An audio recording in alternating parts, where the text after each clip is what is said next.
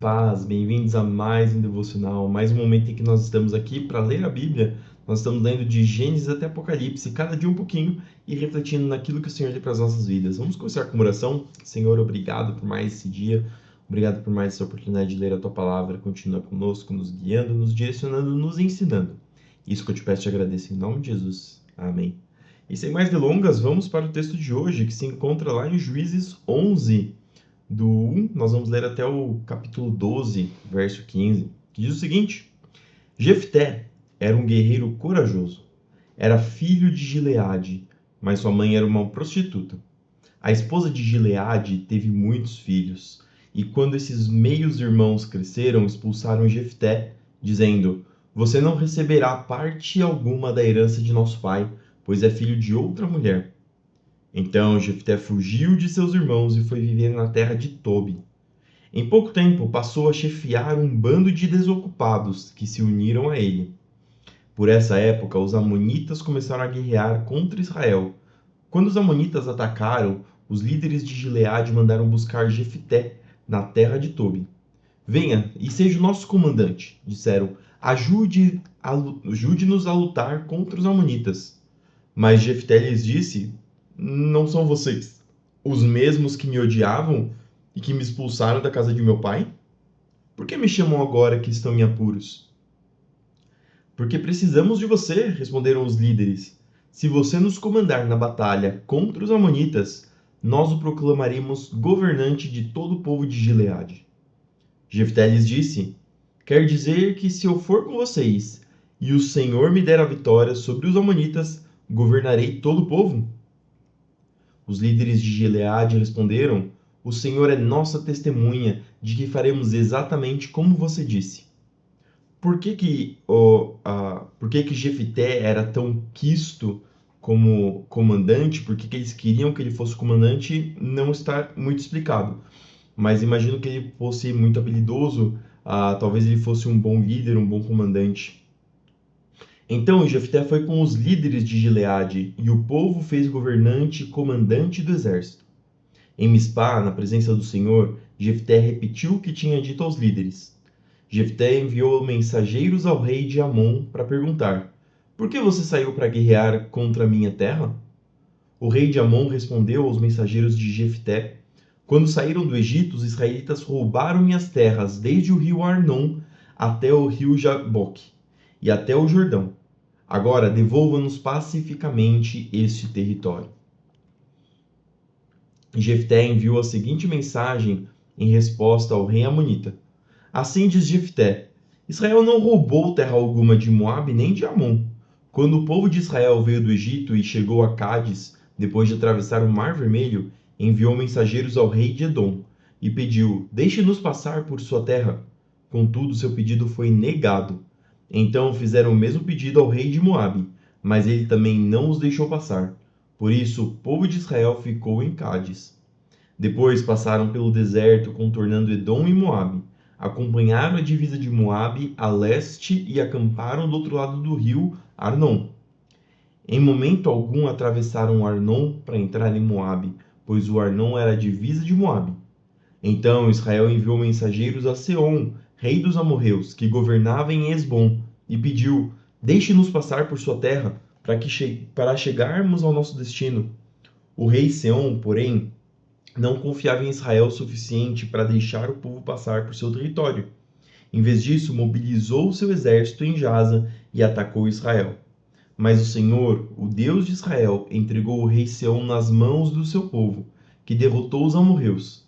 Israel tomou posse de toda a terra dos amorreus que viviam naquela região, desde o Arnon até o Jaboque, e desde o deserto até o Jordão. Então aqui o que acontece na realidade não é que Israel invadiu. Israel estava passando ao lado da divisa da terra e eles atacaram Israel. Israel se defendeu. Como você vê, foi o Senhor, o Deus de Israel, que tirou a terra dos amorreus e a entregou a Israel. Por que então haveríamos de devolvê-la? Fique com o que seu Deus Camus lhe der, e nós ficaremos com o que o Senhor, nosso Deus, nos der. Acaso você é melhor que Balaque, filho de Zippor, rei de Moabe? Ele tentou disputar esses territórios com Israel? entrou em guerra contra os israelitas? Israel vive aqui há 300 anos, habita em Hesbom e nos povoados ao redor, até Aroer e seus povoados e todas as cidades às margens do rio Arnon.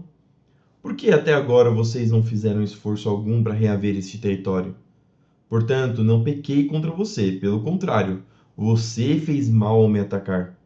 Que o Senhor, o juiz, decida hoje qual de nós está certo, Israel ou Amon. Mas o rei de Amon não deu atenção à mensagem de Jefté. Então o Espírito do Senhor veio sobre Jefté. Ele atravessou o território de Gileade e Manassés, incluindo Mispa e Gileade, e dali avançou contra os amonitas. Jefté fez um voto com o Senhor: se entregares os amonitas em minhas mãos, darei ao Senhor o que sair primeiro de minha casa, quando eu regressar vitorioso.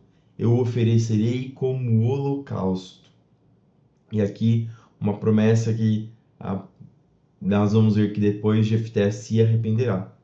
Jefté saiu com seu exército para combater os amonitas, e o Senhor os entregou em suas mãos. Ele aniquilou os amonitas e destruiu 20 cidades, desde Aroer até os arredores de Minite, chegando até Abel-Queramim. Assim os israelitas derrotaram os amonitas. Quando Jefté voltou para casa em Mispa, sua filha saiu ao seu encontro, tocando tamborim e dançando. Era sua única filha e não tinha nenhum outro filho nem filha. Quando Jefté a viu, rasgou as próprias roupas e gritou: Ah, minha filha, você acabou comigo, trouxe desgraça sobre mim. Eu fiz um voto ao Senhor e não posso voltar atrás. Ela disse: Pai, se fez um voto ao Senhor, faça comigo o que prometeu, pois o Senhor lhe deu grande vitória sobre seus inimigos, os amonitas. Mas primeiro permita que eu ande pelos montes e chore com minhas amigas por 2 meses, pois morrerei virgem. Pode ir, disse Jefté, e deixou que ela se ausentasse por 2 meses. Ela e suas amigas foram para os montes e lamentaram, pois ela jamais teria filhos. Quando ela voltou para casa, seu pai cumpriu o voto que havia feito e ela morreu sem ter tido relações com homem algum. Por isso tornou-se costume em Israel as moças israelitas saírem por 4 dias todos os anos para lamentar o destino da filha de Jefté de Gileade. Então os homens de Efraim mobilizaram o exército e atravessaram o Jordão para Zafon. Enviaram a seguinte mensagem a Jefté: Por que você não pediu nossa ajuda para lutar contra os amonitas? Vamos queimar sua casa, com você dentro. E aqui imagino que os homens de Efraim estavam bravos porque quando eles faziam guerra, apesar dessa guerra não ter sido com essa finalidade que eu vou dizer já, eles, apesar de não ser com essa finalidade, eles quando conseguiam conquistar algum território, eles pegavam as riquezas daquele território. E Efraim ficou bravo porque como eles não foram para a guerra, logo eles não conseguiram pegar os despojos que eles queriam. E aí eles ficaram bravos. Jefté respondeu: Eu os convoquei no início do conflito, mas vocês se recusaram a vir. Não nos ajudaram na luta contra Amon. Por isso, quando vi que vocês não viriam, arrisquei a vida e saí para a batalha sem vocês. E o Senhor entregou os amonitas em minhas mãos. Por que agora vocês vêm lutar contra mim? Os homens de Efraim responderam: Vocês de Gileade não passam de fugitivos de Efraim e Manassés. Então Jefté reuniu todos os guerreiros de Gileade e atacou os homens de Efraim e os derrotou. Os homens de Gileade tomaram os pontos mais rasos de travessia do Jordão, e sempre que um fugitivo de Efraim tentava voltar para outra margem, eles o confrontavam. Você pertence à tribo de Efraim? Perguntavam. Se o homem negasse, eles o mandavam dizer Shibolete. Se ele era de Efraim, dizia Sibolete, pois o povo de Efraim não consegue pronunciar essa palavra corretamente. Então eles o capturavam e o matavam no lugar de travessia do Jordão. Ao todo foram mortos 42.000 homens de Efraim naquela ocasião. Jefté julgou Israel durante 6 anos. Quando morreu, foi sepultado numa das cidades de Gileade. E aqui a gente vê que tem várias coisas erradas acontecendo.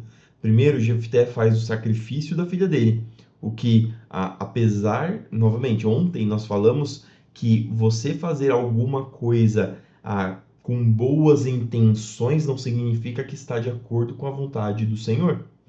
Isso aqui em nenhum momento disse que o Senhor aceitou esse holocausto, esse sacrifício de Jefté de bom grado. O segundo lugar é que a gente vê que as tribos de Israel começam a se afastar de Deus. Esse é o momento em que eles se afastam de Deus. Então, em um momento em que você tem todas as tribos de Israel sendo um único povo que servem ao Senhor, aqui você tem já duas tribos brigando, Jefté brigando com a tribo de Efraim, Efraim brigando com a tribo de Jefté, e você começa a ver conflitos internos entre as tribos. Aquelas tribos que saíram do Egito em unicidade, e apesar de terem tido os conflitos no meio do deserto, eram mais conflitos de quem deveria liderar ou alguma coisa assim. Agora a gente começa a ver conflitos, guerras grandes, guerras em que morreram aí 42 mil homens. Então a gente vê que nesse momento, no livro de Juízes, o povo está cada vez se afastando mais do Senhor. Mesmo que o Senhor envie pessoas, juízes, que venham buscar Israel e trazer Israel de novo para perto do Senhor, mesmo que dentro dos costumes dos israelitas eles têm o costume, têm o conhecimento sobre o Senhor, o coração deles está se afastando do Senhor e a gente começa a ver a degradação das tribos e da conduta moral dos povos da tribo de Israel. Jefté julgou Israel durante 6 anos. Quando morreu, foi sepultado numa das cidades de Gileade. Depois que Jefté morreu, Ibsã de Belém julgou Israel. Ele teve 30 filhos e 30 filhas. Deu suas filhas em casamento a homens de fora do seu clã e trouxe 30 moças de fora do seu clã para se casarem com seus filhos. Ibsã julgou Israel durante 7 anos. Quando morreu, foi sepultado em Belém. Depois que Ibsã morreu, Elon, da tribo de Zebulon, julgou Israel durante 10 anos. Quando morreu, foi sepultado em Aijalon, no território de Zebulon. Depois que Elon morreu, Abdon, filho de Hilel, de Piratom, julgou Israel. Ele teve 40 filhos e 30 netos, que montavam 70 jumentos. Abdon julgou Israel durante 8 anos. Quando morreu, foi sepultado em Piratom, no território de Efraim, na região montanhosa dos Amalequitas. E aqui nós começamos o livro de João, o último livro dos evangelhos. Nós lemos então Mateus, Marcos e Lucas, terminamos Lucas e agora estamos lendo o Evangelho segundo João. João, que era o discípulo querido, e uma característica aqui do livro de João é que ele traz algumas verdades do reino, algumas verdades de Deus que não contém nos outros evangelhos. Apesar de nós vamos ver que tem muitas coisas que são semelhantes, que são parecidas, tem algumas coisas que são já umas revelações um pouco diferentes do que a gente encontra nos outros 3 evangelhos. Aqui, por exemplo, no começo, João já começa dizendo que Jesus é Deus, que Deus é a encarnação de Jesus que veio ao mundo para salvar a humanidade. E aqui é um texto claro, apesar de ser um pouquinho, talvez, confuso no sentido de que ele usa alguns termos diferentes, então ele fala que não é Jesus, ele fala que é a palavra, que a palavra era Deus, existia no começo, embora tenham esses termos que são um pouquinho diferentes, não são tão explícitos, ainda assim são referências claras a Jesus, são referências claras a Deus. Então, é um livro que é um evangelho que é um pouco diferente. E vamos lá, ler João do verso 1 até o 28, que diz o seguinte, essa parte maravilhosa que diz, no princípio, aquele que é a palavra já existia. A palavra estava com Deus e a palavra era Deus. Aqui já entrando a parte do princípio da Trindade, em que a palavra era Deus e a palavra estava com Deus. Ao mesmo tempo, são mais de um e ao mesmo tempo é um. Ele existia no princípio com Deus. Por meio dele, Deus criou todas as coisas, e sem ele nada foi criado. Aquele que é a palavra possuía a vida, e sua vida trouxe luz a todos. A luz brilha na escuridão, e a escuridão nunca conseguiu apagá-la. Deus enviou um homem chamado João para falar a respeito da luz, a fim de que, por meio de seu testemunho, todos crescem. Ele não era luz, mas veio para falar da luz. Aquele que é a verdadeira luz que ilumina a todos estava chegando ao mundo. Veio ao mundo que ele criou, mas o mundo não o reconheceu. Veio ao seu próprio povo e eles o rejeitaram. Mas a todos que creram nele e o aceitaram, ele deu o direito de se tornarem filhos de Deus. Estes não nasceram segundo a ordem natural, nem como resultado da paixão ou da vontade humana, mas nasceram de Deus. Assim, a palavra aquela que estava com Deus, a palavra que era Deus, a palavra se tornou humano. Aquele que era Deus veio e se tornou humano, carne e osso, e habitou entre nós. Ele era cheio de graça e verdade, e vimos sua glória, a glória do Filho único do Pai. E aqui, como eu disse, claras palavras dizendo que Jesus estava com Deus, que Jesus era Deus e que Jesus veio à Terra, se tornou humano, carne e osso e habitou entre nós. João deu testemunho dele quando disse em alta voz, lembrando que esse João aqui é João Batista, não é o João que está escrevendo o Evangelho, é o João Batista. João deu testemunho dele quando disse em alta voz, este é aquele a quem eu me referia quando disse, alguém virá depois de mim, muito mais poderoso que eu, pois existia muito antes de mim. De sua plenitude todos nós recebemos graça sobre graça, pois a lei foi dada por meio de Moisés, mas a graça e a verdade vieram por meio de Jesus Cristo. Ninguém jamais viu a Deus, mas o Filho único, que mantém comunhão íntima com o Pai, o revelou. Este foi o testemunho de João quando os líderes judeus enviaram de Jerusalém sacerdotes e levitas para lhe perguntar: quem é você? Ele respondeu com toda franqueza: eu não sou o Cristo. Então quem é você? Perguntaram eles. É Elias? Não, respondeu ele. É o profeta por quem temos esperado? Não. Afinal, quem é você? Precisamos de uma resposta para aqueles que nos enviaram. O que você tem a dizer de si mesmo? João respondeu com as palavras do profeta Isaías: eu sou uma voz que clama no deserto. Preparem o caminho para a vinda do Senhor. Então os fariseus que tinham sido enviados lhe perguntaram: se você não é o Cristo, nem Elias, nem o profeta, que direito tem de batizar? João lhes disse: eu batizo com água, mas em seu meio há alguém que vocês não reconhecem. Embora ele venha depois de mim, não sou digno de desamarrar suas correias de sandália. Esse encontro aconteceu na Betânia, um povoado a leste do Rio Jordão, onde João estava batizando. Salmo 101, do 1 ao 8, Salmo de Davi. Cantarei o teu amor e a tua justiça, Senhor. Com cânticos te louvarei. Buscarei viver de modo inculpável. Quando virás me ajudar? Viverei com integridade em minha própria casa. Não olharei para coisa alguma que seja má e vulgar.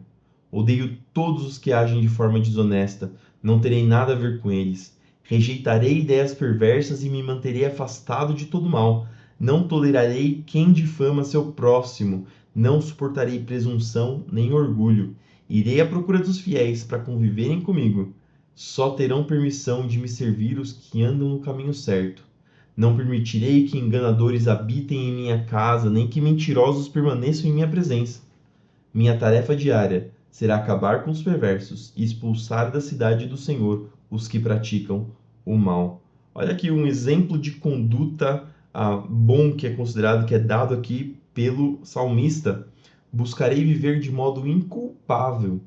Viverei com integridade, mesmo na minha própria casa, mesmo no lugar em que as pessoas não estão vendo, mesmo na minha casa, onde talvez eu seja quem manda, onde talvez eu que dê a palavra, eu viverei com integridade. Não olharei para coisa alguma que seja má e vulgar, nem olhar, não é nem questão de fazer. Não olharei para coisa alguma que seja má e vulgar. Odeio todos que agem de forma desonesta. Não terei nada a ver com eles. Não é nem que eu não apoiarei, eu não terei nada a ver com quem age de forma desonesta. Rejeitarei ideias perversas e me manterei afastado de todo mal. Não tolerarei quem difama o seu próximo, nem quem difama. Não tolerarei quem fala mal do próximo, quem fala alguma coisa que difama qualquer pessoa. Não suportarei presunção nem orgulho. Irei à procura dos fiéis para conviverem comigo. Olha aí o segredo de vivermos de forma justa, de forma honesta. Nós buscaremos fiéis para conviverem comigo. E onde que nós encontramos os fiéis? Os fiéis se reúnem na casa do Senhor. A igreja é um lugar em que nós podemos encontrar fiéis para que nós possamos conviver com aquelas pessoas que creem da mesma forma que nós, que agem da mesma forma que nós, cristãos. Só terão permissão de me servir os que andam no caminho certo.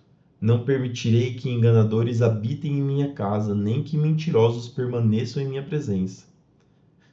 Minha tarefa diária será acabar com os perversos e expulsar da cidade do Senhor os que praticam o mal. Aqui o salmista está falando que está buscando justiça e está buscando viver de forma justa, ter uma conduta íntegra e, da mesma forma, não compactuar com aqueles que vivem de modo injusto e até quando eles contratam alguém, quando alguém serve, seja ele talvez dono de servos ou talvez líder de alguma empresa ou qualquer coisa que seja, ele buscaria só quem faz o certo para estar junto dele.